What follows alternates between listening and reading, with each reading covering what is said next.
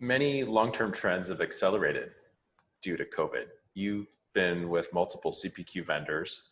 What prevents and some of them from dealing with high rates of change?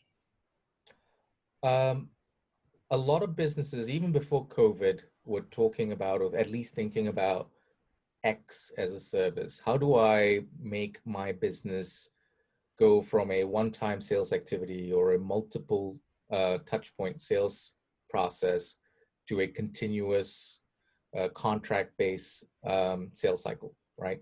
So I've worked with an organization that basically sold coffee, and they wanted to transform their business into coffee as a service, right? So you have an organization that will have coffee machines. That coffee machines will need consumables.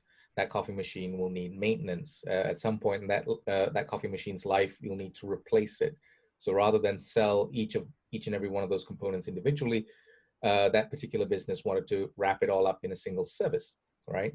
So when you think about COVID, all those organizations that haven't made that transition across to a CPQ solution of any kind, they would have found that transition a lot more difficult. Organizations that may not have had that transition but have CPQ would have been able to make that transition quicker, because CPQ enables you to um, change the way you sell very quickly. You can upload your offers, you can change your pricing, you can do all of that very, very quickly with a tool that's designed to accelerate your sales process and unify processes within your business, right? So the businesses that didn't have CPQ struggled. Those that hadn't made the X as a service transition but had CPQ found it a lot easier to transition.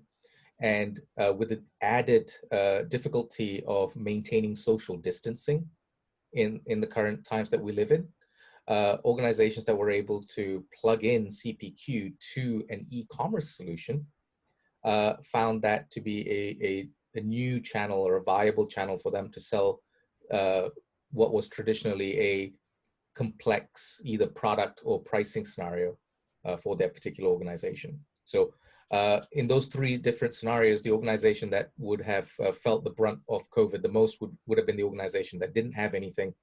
The ones that fared quite well were organizations that may not have had that transition, but had the tools to do it.